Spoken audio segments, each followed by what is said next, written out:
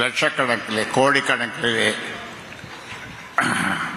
செலவு செய்து கூட்டத்தை கூட்டி ஒரு சொல்லுவாங்க பொம்மாத்த வேலை, அந்த மாதிரி வேலையை செய்துட்ருக்காங்க ஒரு பக்கம்.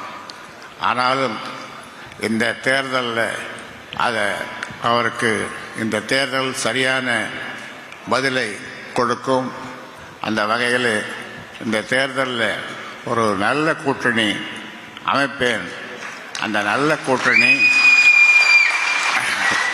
வெற்றியை தரும். ஏனென்றால் இந்த மக்கள் என் பின்னாலே வந்த மக்கள் 96 ஆண்டு காலமாக உழைத்து இந்த மக்கள் என்னை எப்பொழுதும் கைவிட்டதில்லை, இனிமேலும் கைவிட மாட்டார்கள். அதனாலே உனக்கு யார் இருக்கார்கள்? 100க்கு 2 பேர், 3 பேர், 5 பேர் கூட இல்லை உன் பின்னாலே. அதனாலே இதெல்லாம் யாரால் வந்தது? இது போன்று ஒரு தகப்பன் உனக்கு உலகத்திலே யாராவது இருக்கிறானா, கிடைத்திருப்பானா? என்னை போன்ற ஒரு தகப்பன்.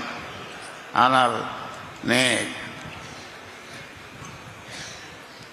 என்னால் இதற்கு மேலே பேச முடியவில்லை.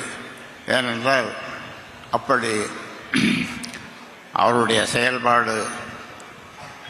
ஒரு டாக்டர், ஒரு சீனியர் டாக்டர், அவர்கிட்ட ஒருத்தர் வைத்தியம் பார்க்க போயிருக்கார். அவர்கிட்ட கேட்டுறார் அந்த டாக்டர் ராமதாஸுக்கு எத்தனை பிள்ளைகள்? ஒரே ஒரு பிள்ளைகள்ட்டு அந்த நோயாளி சொல்லியிருக்கார். ஒரே ஒரு பிள்ளை இப்படி நடந்துக்கிறாரு, பொறுக்கக்கூடாதா? இன்னும் சில ஆண்டுகளை பொறுக்கக்கூடாதா என்று அந்த டாக்டர். அதே மாதிரி எந்த டாக்டர்கிட்ட போவாலும், எந்த சீனியர் சிட்டிசனாக இருந்தாலும் அவர்களெல்லாம் ஆதங்கப்படுவது, அன்புமணி ஏன் இப்படி நடந்து கொள்ளுகிறார் என்று. எந்த பதவிக்கும் ஆசைப்படாத, இதுவரை நான் ஆசைப்பட்டிருந்தால் எல்லா பதவிகளையும் நான் அடைந்திருப்பேன். இந்திய அளவிலே எல்லா பதவியையும் நான் பெற்றிருப்பேன். ஆனால் நான் செய்த அந்த சத்தியம், அதை இன்று வரை காப்பாற்றுகிறேன். அந்த சத்தியத்தினாலே தானே நீ அமைச்சரானாய், இப்போ ராஜ்யசபா மெம்பரான. இல்லை, உனக்கு என்ன குறை வைத்தேன்? எவ்வளவு கஷ்டப்பட்டு உன்னை இங்கே மான்ஃபோர்ட்டில் படிக்க வச்சேன், எம்எம்சியில் படிக்க வச்சு டாக்டர் ஆக்கினேன்.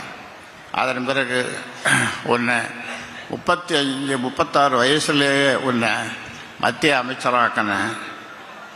அதன் பிறகு ராஜ்யசபா வந்தார். எல்லாம் எனக்கு என்னென்ன செய்யணுமோ ஒரு தகப்பன் அதையெல்லாம் செய்தேன் நான். ஆனால் இப்பொழுது நீ என்னை அவ்வளவு கேவலமாக எழுத சொல்லி, அதெல்லாம் நல்லா நான் வளர்த்த பசங்க தான் எல்லாம் அந்த மாதிரி எழுத சொல்கிற.